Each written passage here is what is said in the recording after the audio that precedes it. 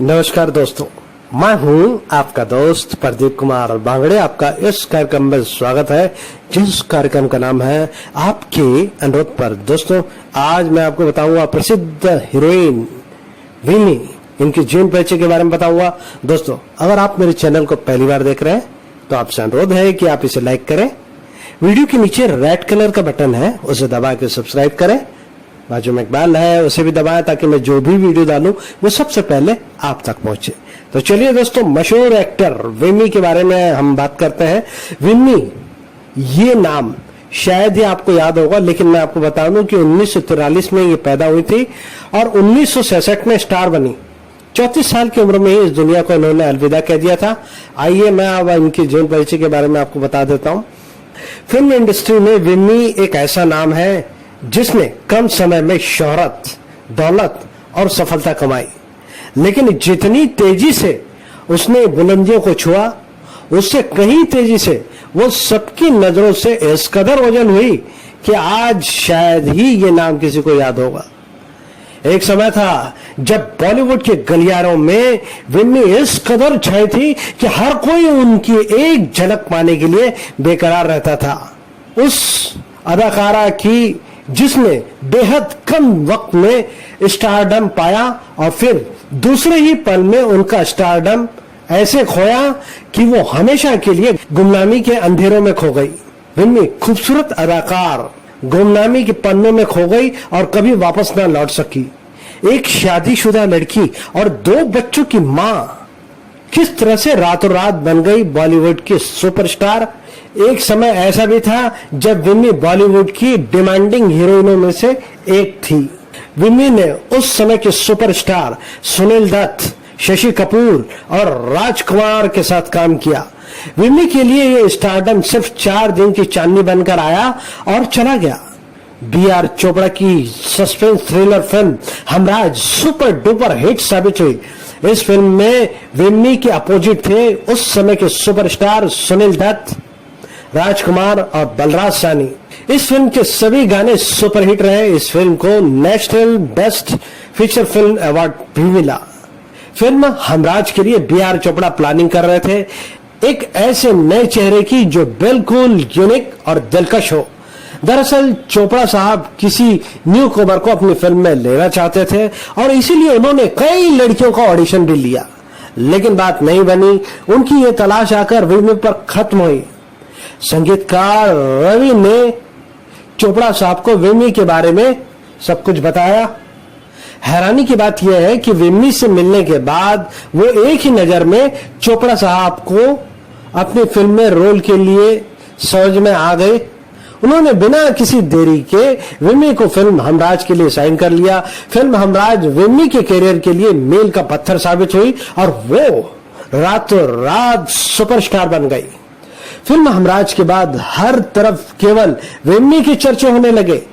आलम तो ये था कि विन्नी हर मैगजीन के कवर पेज पर छा गई। उस समय फिल्म मैगजीन के कवर पेज पर आना ही बड़ी बात मानी जाती थी। विन्नी का यू मैगजीन के कवर पेज पर आने का इशारा यही था कि वो एक स्टार बन गई है, जिसे रातों रात स्टाइल आइकॉन मान लिया गया। फिल्म हमराज से विन्नी ने जितनी तेजी से एक ही दिन में स्टारडम हासिल किया, उतनी ही तेजी से उन्हें डाउनफॉल का सामना भी करना पड़ा। यूं कह सकते हैं कि विन्नी एक ही फिल्म के लिए बॉलीवुड में आई और फिर हमेशा के लिए गुमनामी के अंधेरों में गुम हो गई। ऐसा नहीं है कि उन्होंने फिल्म हमराज के बाद काम नहीं किया। दरअसल फिल्म हमराज के बाद उन्होंने 3 फिल्मों में काम किया, जिसमें आबरू, वचन और पतंगा शामिल है। लेकिन अफसोस की बात यह है कि सभी फिल्म विन्नी के करियर के लिए डाउनफॉल ही साबित हुई। फिल्म आबरू में उनके साथ न्यू कमर दीपक कुमार थे, मगर यह फिल्म नहीं चली। इसके बाद विन्नी ने 2 फिल्में शशि कपूर के साथ भी की। एक थी पतंगा और दूसरी थी वचन। ये दोनों ही फिल्में बॉक्स ऑफिस पर कुछ खास कमाल नहीं कर पाई। विन्नी की फिल्में जैसी फ्लॉप होने लगी, उन्हें फिल्मों के ऑफर आना बंद हो गए। यहां तक कि बी.आर. चोपड़ा साहब ने भी उनको आगे अपनी किसी फिल्म में चांस नहीं दिया। जब विम्मी का डाउनफॉल चल रहा था तो उसी दौरान विम्मी अपने पति शिव अग्रवाल से अलग हो गई। शिव कलकत्ता के बिजनेसमैन थे। अपने पति शिव से अलग होने के बाद विम्मी जॉली नाम के एक शख्स के साथ रहने लग गई। कहा जाता है कि जॉली एक ब्रोकर थे। अपने पति को छोड़कर जॉली के साथ रहना उनके जीवन की सबसे बड़ी भूल थी। विम्मी के जीवन में जॉली का आना एक भूचाल साबित हुआ। जॉली ने विम्मी को इस कदर बर्बाद कर दिया कि वो फिर दोबारा संभल न पाई। जॉली के कारण बिजनेस, प्रॉपर्टी के अलावा विम्मी की टेक्सटाइल मिल भी बंद हो गई। हालत इतने खराब हो गए कि जिंदगी की परेशानियों से जूझने के लिए विम्मी ने शराब का सहारा ले लिया। शराब की लत उन्हें अंत तक ले गई। 1943 में पंजाबी परिवार में जन्मी विम्मी 34 साल की उम्र में इस दुनिया को हमेशा के लिए अलविदा कह गई। आलम तो यह था कि उनकी मौत के समय उनके पास उनका कोई अपना नहीं था, ना पति ना ही बच्चे।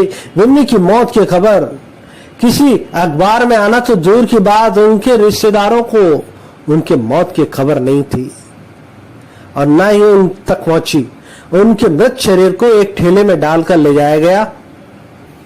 दोस्तों, विम्मी 1960 और 1970 के दशक में बॉलीवुड की कुछ फिल्मों में काम किया, लेकिन उनकी जिंदगी इतने उतार चढ़ाव भरी थी कि ना पर्सनल लाइफ में उन्हें सुकून मिला और ना ही प्रोफेशनल लाइफ में। जैसे कि मैं आपको बता चुका हूं कि अपनी पहली फिल्म उन्होंने सुनील दत्त, राजकुमार जैसे सितारों के साथ काम किया। ये फिल्म थी हमराज। विम्मी कलकत्ता में थी और वहां से उन्हें मुंबई आने का ऑफर मिला। तब वो शादीशुदा थी और फिल्म इंडस्ट्री से उनका कोई नाता नहीं था। दोस्तों, फिल्म इंडस्ट्री में आने से पहले वो शादीशुदा थी। विम्मी को जब फिल्मों का ऑफर मिला तब उनका साथ सिर्फ उनके पति ने दिया। विम्मी एक बहुत बड़े व्यापारी खानदान की बहू थी, खूब शान से रहती थी, लेकिन एक तरफ जहां विम्मी को कामयाबी मिल रही थी, वहीं दूसरी तरफ उनका निजी जीवन समस्याओं के बीच आ गया। विम्मी ने उस जमाने के कई सुपरस्टार के साथ काम किया, पर एक वक्त ऐसा भी आया जब विम्मी के पति के साथ भी अनबन शुरू हो गई। किस्मत ने ऐसा पलटी लिया कि विम्मी को घरेलू हिंसा से लेकर बिजनेस में घाटे तक का समस्याओं का सामना करना पड़ा। इनका असर करियर पर भी पड़ा, क्योंकि विम्मी के पति काम में हस्तक्षेप करने लगे। खूबसूरती भी एक समय पर आकर फीकी पड़ने लगी। आखिर में विम्मी के पति ने अपने माता पिता के कहने पर उन्हें तलाक दे दिया। तलाक के बाद विम्मी बिल्कुल अकेली रह गई थी। विम्मी बेहद खूबसूरत थी, लेकिन उनकी एक्टिंग स्किल ज्यादा अच्छी नहीं थी। ऐसे में उन्हें फिल्मों में काम मिलने भी काफी कम हो गया। आगे चलकर विम्मी को शराब की लत लग गई, जैसे कि मैं आपको बता चुका हूँ। विम्मी जॉली के साथ रहने लगी। जॉली ने उनकी मदद कम की और उनका शोषण ज्यादा किया। उन्होंने विम्मी को पूरी तरह से बर्बाद कर दिया।